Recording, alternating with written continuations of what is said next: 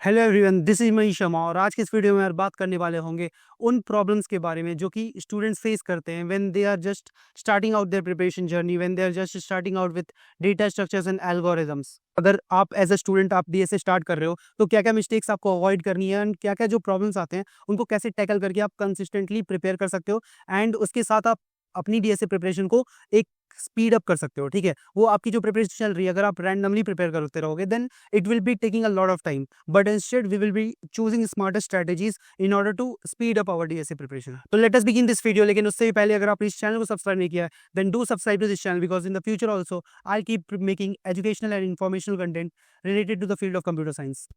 तो देखो यार, जब हमारा पहला इनकाउंटर जो होता है डेटा स्ट्रक्चर्स एंड एल्गोरिथम से, वो हमारा कॉलेज में होता है। ठीक है, तो वो हमारा लाइक या तो हम कॉलेज के लेक्चर्स अटेंड कर रहे होते हैं या तो हमारा कोई फ्रेंड हमें उसके बारे में लाइक इन्फॉर्मेशन दे सकता है, लेकिन जो भी हमारा वो लर्निंग होती है वो हमारा कॉलेज के लेक्चर्स में होती है।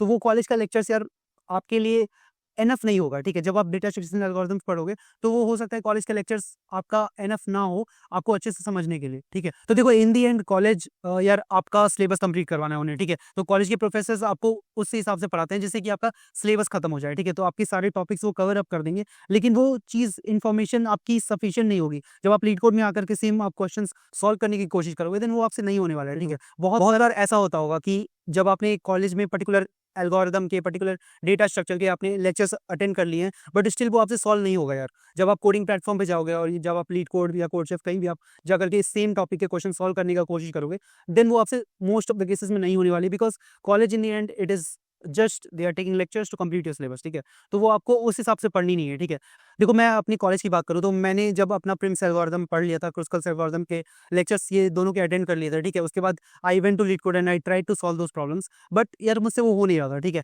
और उससे रिलेटेड टॉपिक्स के भी बहुत सारे प्रॉब्लम्स मैंने ट्राई किया समझने का, सॉल्व करने का, लेकिन वो I was feeling there is a gap between what we are taught in the college lectures and what we have to solve in our coding platform. ठीक है, तो ये चीज़ गैप है यार और अभी भी गैप है। ठीक है, तो आपको बस अपनी कॉलेज के लेक्चर्स अटेंड करने से जब आप ट्राई करोगे सॉल्व करने का then you will be feeling dumb, और ये चीज़ सही है। और मोस्ट ऑफ द स्टूडेंट्स के केस में क्या होता है, वो कॉलेज में अपने लेक्चर्स अटेंड कर लेंगे and then they will go to a coding platform to try and solve those problems. ठीक है, लेकिन अगर उनसे वो क्वेश्चंस नहीं बनेगा, ठीक है, अब 2-3 प्रॉब्लम अगर आप सॉल्व करने की कोशिश करोगे एंड आपसे वो नहीं बना then you will be feeling dumb and आपको लगेगा कि आप डीएसए में इंटरेस्टेड नहीं हो। ठीक है, तो आप सोचोगे कि मेरे लिए कुछ दूसरा करियर ऑप्शन हो सकता है, maybe I am not interested in DSA, maybe I am not made for DSA. तो ऐसे-ऐसे बहुत सारे डाउट्स आएँगे यार। ठीक है, लेकिन ये चीज़ नॉर्मल है। ये चीज़ नॉर्मल तब है जब आप केवल सोचोगे कि हाँ, मैं एक लेक्चर अटेंड करके I can solve all those problems. ऐसा नहीं होता यार, एंड ऑल्सो रैंडमली आप क्वेश्चन सॉल्व करोगे तो उससे भी प्रॉब्लम्स आपको like you won't be able to achieve your maximum output. ठीक है, तो कुछ स्ट्रेटजीज है यार जिसको फॉलो करने के बाद you will be able to speed up your time. ठीक है, you will be speed up your preparation, you will be speed up the time which you are taking in order to solve a particular problem. आप हर एक चीज़ में अपने आप को like Excel कर सकते हो इन अगर स्ट्रेटजीज को आपने फॉलो कर लिया तो। ठीक है, तो बात करने वाले होंगे इन स्ट्रेटजीज की इस वीडियो में। डेटा स्ट्रक्चर्स एंड एल्गोरिथम से एक ऐसा सब्जेक्ट है जिससे आपको टाइम देना पड़ेगा। ठीक है, तो वो आपको समझने के लिए भी टाइम देना पड़ेगा एंड देन उसके साथ-साथ जब आप प्रॉब्लम सॉल्व करोगे, जब आप क्वेश्चंस में जाओगे, एक्चुअली में कूदोगे, देन उसके लिए भी यार आपको हो सकता है कि initially you will be getting stuck. तो ये सब चीज़ ना ही सोचना तो बेहतर है। और क्या-क्या स्ट्रेटजीज हैं उसके बारे में हम लोग अब बात करने वाले होंगे। तो स्ट्रेटजी नंबर 1 है to solve faster by recognising patterns. ठीक है, तो आपको रैंडमली यार देखो, जब आप पढ़ना स्टार्ट करोगे, जब आप प्रिपरेशन स्टार्ट करोगे, you do not have to solve randomly. ठीक है, आप रैंडमली लेट्स सपोज आपने 200-300 क्वेश्चन सॉल्व कर लिए रैंडमली और हो सकता है वो केवल एक ही टॉपिक्स के हो, तो आपकी अंडरस्टैंडिंग वो वाइड रेंज ऑफ टॉपिक्स पे बढ़ेगी नहीं। ठीक है, वो एक्सपैंड नहीं होगी। और वो क्यों नहीं एक्सपैंड होगी? Because you have solve randomly. ठीक है, तो instead of solving randomly you have to solve pattern wise. You have to solve all those problems by considering कि आप जब कोई दूसरा प्रॉब्लम सॉल्व करोगे, जब आप कोई अननोन प्रॉब्लम सॉल्व करोगे then you can relate to that. ठीक है, तो आप जब जो क्वेश्चन सॉल्व कर रहे हो उन सबको अगर आप रिलेट कर पा रहे हो देन आपसे जब अननोन प्रॉब्लम आप को मिलेगा इंटरव्यूज में या कहीं आप जब कॉम्पिटिशन्स दे रहे होगे तो कहीं भी आपको जब अननोन प्रॉब्लम मिलेगा ना, तो you can be able to relate to that. ठीक है, तो ऐसे यार आप रिलेट कर सकते हो। लेकिन ये चीज़ जब आप रैंडमली सॉल्व कर रहे होगे, जब आप कोई भी डीएसए शीट उठा करके रैंडमली आप कुछ भी सॉल्व कर दोगे देन वो चीज़ यार आपके लिए बेनिफिशियल नहीं होगी उतना। ठीक है, तो उससे बस आपका टाइम ज़्यादा वेस्ट होगा। वेस्ट तो नहीं कह सकता हूँ मैं, बिकॉज़ वहाँ पे भी आप टाइम यूटिलाइज़ ही करोगे, you will be learning, but उससे ज़्यादा अगर आपको स्पीड अप करनी है लर्निंग अपनी, तो you have to solve it pattern wise. ठीक है, आपको कुछ पैटर्न्स मैं इस वीडियो में बताने वाला हूँ जिसको अब अगर आपने एक बार लर्न कर लिया then it will surely it will increase your learning speed, ठीक है। और यार ये सब पैटर्न्स को नोट डाउन कर लेना, because these patterns are very important and it will be asked a lot of times in various interview problems, ठीक है। तो हो सकता है एक पैटर्न को अगर आपने लर्न कर लिया, देन उससे आप काफ़ी 10, 15, 20, 25 बहुत सारे प्रॉब्लम्स आप सॉल्व कर सकते हो, ठीक है।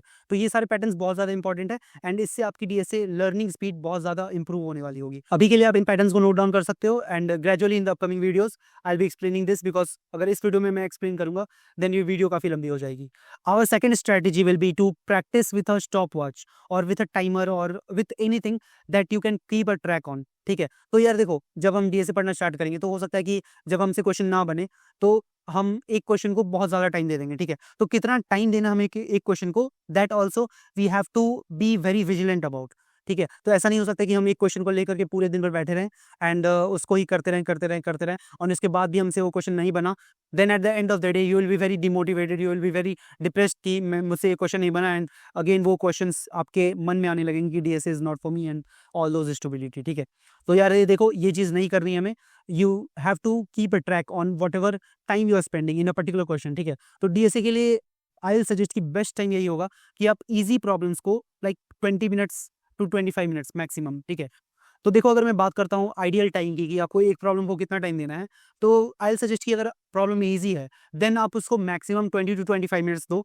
अगर प्रॉब्लम मीडियम है then maximum 40 to 45 minutes and problem hard है then maximum 1 hour to 1 hour 10 minutes, ठीक है। तो इतना टाइम आप दे सकते हो यार, और ये 5 मिनट्स प्लस माइनस हो सकता है, लेकिन मैक्सिमम टाइम की बात कर रहा हूँ मैं, ठीक है। और वो भी तब जब आपने डीएसए करना स्टार्ट किया, ठीक है। ग्रेजुअली जब आप प्रैक्टिस करने लगोगे, जब आपकी नंबर ऑफ प्रॉब्लम्स जो आप सॉल्व करा है आपने वो इंक्रीज होने लगेगी, देन व्हाट विल हैपन कि आपकी जो टाइम आपका जो टाइम लग रहा है, ठीक है, एक पर्टिकुलर क्वेश्चन को सॉल्व करने में, दैट विल लोअर डाउन, ठीक है। और you will be like speeding up the time you take to solve a particular problem. तो ये चीज़ आपकी प्रैक्टिस के साथ ही इंप्रूव होगी, लेकिन उससे पहले अगर आपको प्रैक्टिस आपने नहीं करी है ज़्यादा, देन आपको ये टाइम स्लॉट्स डिसाइड कर लेने हैं एंड इतना ही टाइम देना है मैक्सिमम। अगर आपसे एक क्वेश्चन बना तो ठीक है, नहीं बना देन आप उस क्वेश्चन को अभी के लिए छोड़ दो, उसके कुछ टाइम के लिए बाद आओ, ठीक है। 2-3 क्वेश्चन दूसरे कर लो या फिर कुछ और कर लो, जो भी आप कर रहे हो, प्रोजेक्ट्स बना लो या फिर एनीथिंग एल्स। उसके बाद आप वापस उस क्वेश्चन पे आओ, ठीक है।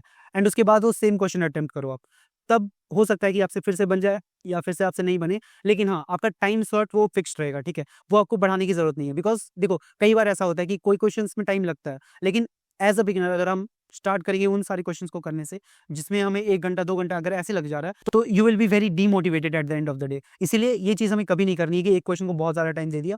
You have to practise the stopwatch, ठीक है। मैं क्या करता हूँ यार, मैं मेरे पास एक एप्लीकेशन है, ठीक है, उसमें मैं टाइम ट्रैक कर सकता हूँ, ठीक है। तो मैं उस हिसाब से लाइक, अगर देखो आप कॉम्पिटिशन में भी अगर बैठते हो, मैं क्यों बोल रहा हूँ इतना टाइम के लिए, क्योंकि अगर आप लीड कोड का कॉम्पिटिशन्स अगर आपने देखे होंगे, अगर आपने दिए होंगे, तो यू हैव टू अंडरस्टैंड कि अपने 1.5 घंटा में आपको लाइक 1.5 आवर्स में you have to solve 4 problems, ठीक है। उसमें से एक ईज़ी, 2 मीडियम एंड 1 हार्ड हो सकता है, तो वो वैरी करता है, ठीक है। मीडियम हार्ड के लाइक वेरिएशंस आ सकते हैं, लेकिन एट द एंड आपको 1.5 आवर्स में you have to solve all these 4 problems. And how will you solve it? You have to solve it maintaining, you have to keep a particular track of time, right. देखो, interviews भी जब आप दोगे, and गोल तो आपका वही है कि आपको इंटरव्यूज़ क्रैक करने हैं, राइट? या फिर अगर आप रिसर्च करने के लिए डीएसए पढ़ रहे हो, then like it is something beyond our scope. But हाँ, अगर आपको इंटरव्यूज़ क्रैक करना है, अगर आपको कॉम्पिटिशन्स में एस करना है, then you have to do one thing कि आपको you have to keep a track of the time. And how you can do it? You can like use a stopwatch, you can use a time tracker, you can use any particular application which I use, so for tracking the time, ठीक है। तो आपको ये चीज़ करनी है and इससे definitely you will be seeing a change in your particular time which you are taking for solving a particular question। Third strategy हमारी होगी यार कि we have to be consistent while solving data structures and algorithms, ठीक है। तो आपने एक बार अगर करा है, देन अगले दिन आपको फिर से करना है, उसके बाद आपको फिर से करना है। We have to be consistent as long as you can, ठीक है। मतलब ऐसा नहीं है कि यार लाइक मैं बोल रहा हूँ डेली आप करते रहो, ठीक है, सब कुछ काम छोड़ के, but yeah if you have to achieve something then you have to do it. लेकिन हो सकता है कि कभी आपको टाइम ना मिले, कभी आप बिजी हो जाओ, ठीक है। तो ये चीज़ यार, अगर एक्सेप्शनली अगर आप हो जाओ बिजी कहीं पे, तो यू कैन लाइक 1 दिन 2 दिन के लिए वो चलता है, ठीक है, आप मिस कर सकते हो। लेकिन स्टिल कंसिस्टेंट होने का मतलब ये नहीं होता है कि आपको हर दिन वो सेम चीज़ करनी ही है, ठीक है। हो सकता है बीच में आपने एक दिन मतलब लाइक आपसे छूट गया किसी भी कारण से, लेकिन again if you are coming back on track, ठीक है, if you are able to come back on track, then that is the real meaning of consistency, ठीक है। हो सकता है कि 1-2 दिन आपको बीच में गैप आ जाए, लेकिन उस गैप से you do not have to worry about that. Because देखो यार, हो सकता है we are humans, we are not machines कि हमें हर दिन एक एक चीज करनी ही करनी है, ठीक है। हो सकता है 1-2 दिन का गैप मिले, but again if you are coming back on track then that is perfectly fine. लेकिन स्टिल वो गैप बड़ा नहीं होना चाहिए, ठीक है। तो बस 1 दिन का हो, मिनिमम गैप ना हो तो बहुत बेटर है। 1 दिन का हो then still it is okay, 2 दिन का हो देन ओके ओके, बट उससे ज्यादा गैप नहीं होनी चाहिए, ठीक है। तो ये चीज आप मेंटेन करके रखना यार, ठीक है। और इसके लिए आप क्या कर सकते हो, देखो लीड कोड का हीट मैप आता है, तो वहां पे जब आप लाइक सॉल्व करोगे questions daily, then that will give you a streak, ठीक है। तो वो आपकी मोटिवेशन हो सकती है कि कंसिस्टेंसी ब्रेक नहीं करना आपको, ठीक है। तो ये चीज यार आप ध्यान रखना कि you have to be consistent. और मैं ये नहीं बोल रहा हूँ कि आप 4 घंटा 5 घंटा डेली दो, like if you are able to give even half an hour, even 1 hour, ठीक है, then that is also perfectly fine.